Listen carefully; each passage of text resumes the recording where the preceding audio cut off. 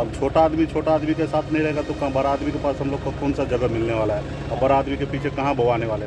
हम लोग छोटे आदमी हैं, मलाह हैं, इधर मुसहर हैं, तो हम लोगों का संबंध तो घर जैसा है, तो मिलना जुलना ऐसे रहता है। हम लोग को कौन बड़ा आदमी पूछने वाला है। 4 पहिए पर टिकी बिहार की एनडीए सरकार के 2 पहिए ऐसे हैं जो हमेशा इंफीरियरिटी कॉम्प्लेक्स में जीते हैं।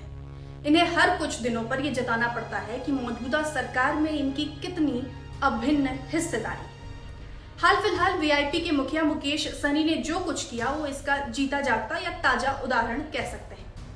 लेकिन सहनी जब भी ऐसा कुछ करते हैं या कहते हैं, सवाल की सुई जो है उनके राजनीतिक हैसियत पर आकर खड़ी हो जाती है, टिक जाती है। सवाल ये कि क्या सहनी की राजनीतिक हैसियत इतनी है कि वो बीजेपी या जेडीयू को आंखें तरेर सके? सीधा सीधा जवाब देने से बेहतर होगा कि मैं सारे तथ्य आपके सामने रखूं और आप खुद जो है वो किसी निष्कर्ष पर पहुंच जाएं। तो स्टोरी के 2 किरदार हैं, जीतन राम मांझी और मुकेश सहनी। इनकी अलग अलग पार्टियां हैं। जीतन राम मांझी की पार्टी हम, जिसे हिंदुस्तानी आवाम मोर्चा भी कहते हैं, और मुकेश सहनी की पार्टी विकासशील इंसान पार्टी, जिसे वीआईपी के नाम से भी जाना जाता है। दोनों ही दल जो हैं बिहार एनडीए के अभिन्न हिस्सा हैं। हम और वीआईपी दोनों ही दलों के पास फिलहाल जो है 4 विधायक हैं। जीतन राम मांझी, ज्योति देवी, अनिल कुमार, प्रफुल्ल कुमार मांझी शामिल हैं। तो वहीं विकासशील इंसान पार्टी के 4 विधायकों में स्वर्णा सिंह, मिश्री लाल यादव, राजू कुमार सिंह और मुसाफिर पासवान हैं। अब वीआईपी के 4 विधायकों में 3 विधायक ऐसे हैं जो बीजेपी की पृष्ठभूमि के हैं। वीआईपी और मुकेश सहनी से केवल इनका इतना ही नाता है कि साल 2020 के चुनाव में वीआईपी के चुनाव चिन्ह पर इन्होंने चुनाव लड़ा था, यानी बीजेपी की जगह ये वीआईपी के चुनाव चिन्ह पर चुनावी मैदान में उतरे थे। यही कारण है कि सहनी के ज्यादातर विधायक भी उनके साथ आज खड़े नजर नहीं आते।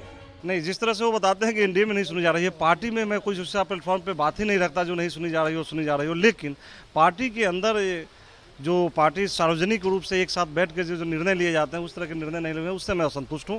क्योंकि पार्टी का हमेशा सार्वजनिक निर्णय होना चाहिए। ये प्राइवेट कंपनी नहीं है, एक पार्टी है, और पार्टी में सबों की राय मशवरा ली जाती है। इस तरीके से मुकेश सहनी को बाहर नहीं निकलने दिया गया, एयरपोर्ट के कार्यक्रम नहीं करने दिया गया, आप लोगों का क्या स्टैंड है? क्या आप लोग अपने यूपी नहीं, मैं बिहार में मतलब 2 बार एमएलसी रहा हूँ, अभी विधायक हूँ। यूपी में क्या हो रहा है मैं क्या जानता हूँ भाई।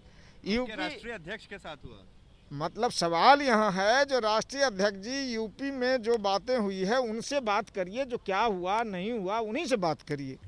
रही बात मुकेश सहनी की, तो मुकेश सहनी जो है फिलहाल बिहार विधान परिषद के सदस्य हैं, लेकिन उनका जो कार्यकाल है वो महज 1.5 साल का है। साल 2020 में उनकी सदस्यता खत्म हो जाएगी। अगर सदस्यता चली जाती है तो सहनी को मंत्री पद से भी हाथ धोना पड़ेगा। यानी सहनी जितने पैतरे दिखाने हैं दिखाएं, बीजेपी जब चाहे उन पर लगाम लगा सकती है।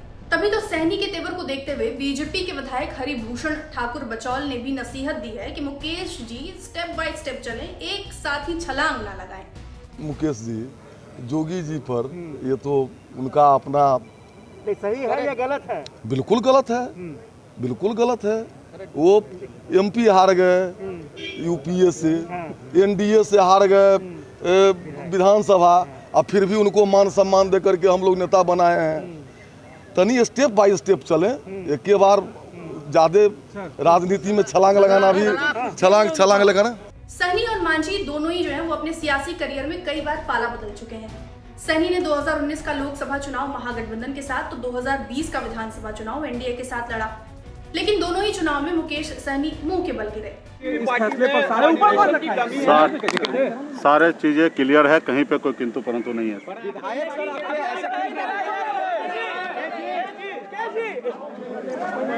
वहीं हिंदुस्तानी आवाम मोर्चा जो साल 2015 में अस्तित्व में आई, उसने 2015 के चुनाव में केवल 1 सीट जीती। जीतने वाले खुद जीतन राम मांझी ही थे। वहीं 2019 के लोकसभा चुनाव में पार्टी 3 सीटों पर अपने उम्मीदवार उतारती है, लेकिन एक भी सीट जीतने में कामयाब नहीं रहती। साल 2020 में जाकर पार्टी के 4 विधायक जीतते हैं, जिसमें एक खुद मांझी ही शामिल है। ऐसे में किसकी राजनीतिक हैसियत कितनी है, कौन कितने पानी में है, किसके हाथ में, किसके पास कितना समर्थन है, मेरे हिसाब से इन सभी सवालों का जवाब आपको मिल गया होगा।